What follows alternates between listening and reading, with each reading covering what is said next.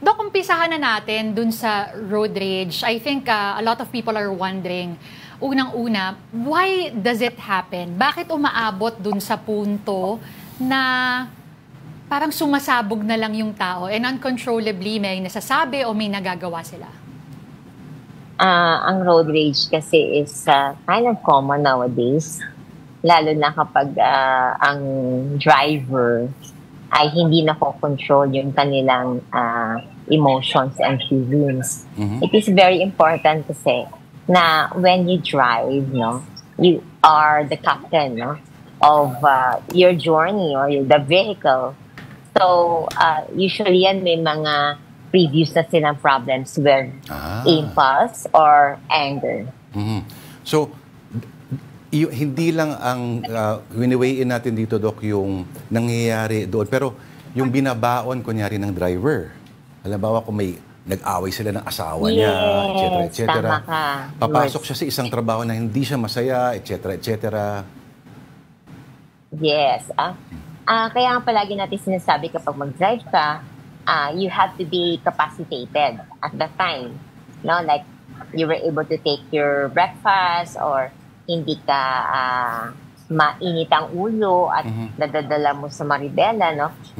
Importante din when you wake up, kahit paano you are positive about, no?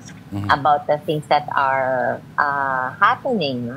So it is very important na we are in control, no? Of how we feel when we drive. Doc, yung sinasabi nila, yung elemento raw ng anonymity, yung kalabaw, hindi mo masyado nakikita yung human face behind that vehicle ay nakakadagdag. Kung may pagkakataon ba na makita natin na may mukha yung nagdadrive ng kabila, ay mag-iiba yung pananaw natin? Ang problema kasi natin, yours, kung ang expression din ng mukha ng kabila ay galit din, no? So, there goes the problem. And it is very important that we tone our voice. Minsan kasi, di ba, kahit na hindi pa nag-uumpisa yung anger mo, kung nakita mo yung galit or nakita mo yung, or narinig mo yung tone ng voice na galit din, no? So, it would escalate a lot of anger.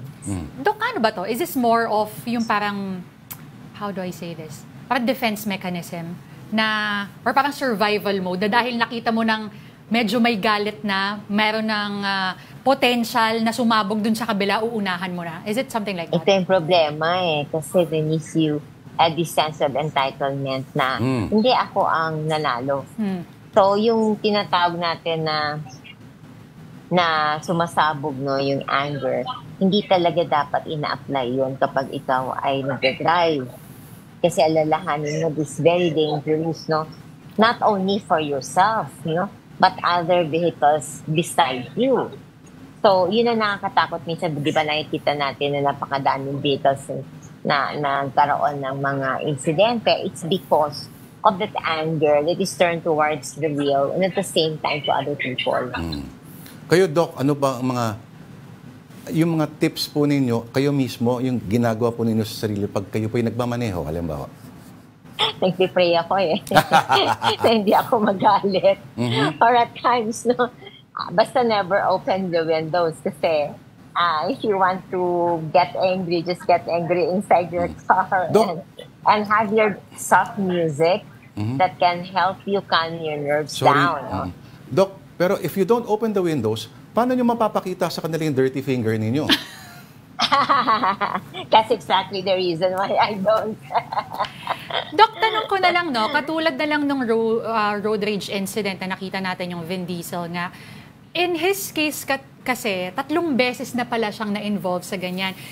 Dok, yung paulit-ulit na nangyayari ba, when you get involved in road rage, is that common in the cases that you've seen in the past?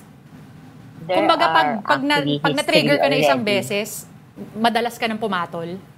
Yeah, yes, Denise, actually, hindi lang siguro na, how they call this, nahuhuli siya, no?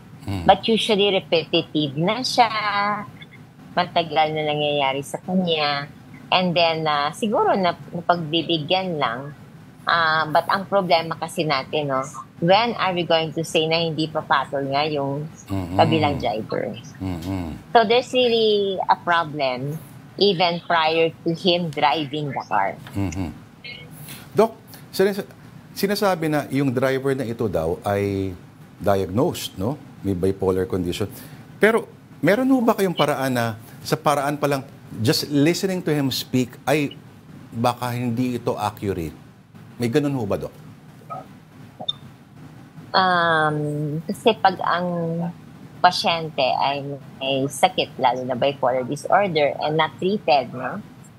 Ma-prone talaga sila with episodes of anger and impulsivity. Yung bang hindi nila nakikita yung consequences of their actions, and at the same time, mabilis silang magalit, mabilis mag-mood swings, and at the same time, iba-iba yung kanilang napapakita ng mga emosyon. So, syempre, pag ikaw naman, papatol ka dito, talo ka. Kasi, you will see that, makikita mo yung iba't ibang level, no? Ng kanilang pag-uugali, ang kanilang mood. Minsan magalit, minsan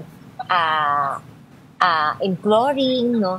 Or minsan sila ay tatawa, no? So, you can see that in a span of, like, for example, 10 minutes, nakikita mo na lahat ng various na mood. Sana matsambahan naman yung, anong problem? Pare, I just wanna hug you, pare. I'm so happy for you. Ganun din kabilis yung switch pala, no? May ganun din. May COVID pa, mahirap magyakap. Okay. Doc, nakakatulong, kunyari, okay, little hacks para sabihin natin na little hacks para medyo lumamig yung ulo behind the wheel. Yung pagsigaw ba to yourself, nakakatulong yun? If you wanna curse, kunyari, alam mo?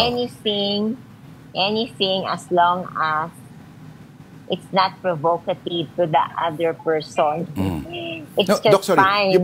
yung ikaw lang nakakarinig. Yung parang, Sarili mo na Sa lang. kotse lang, oo. Basta never open your window and never let them hear what you're saying.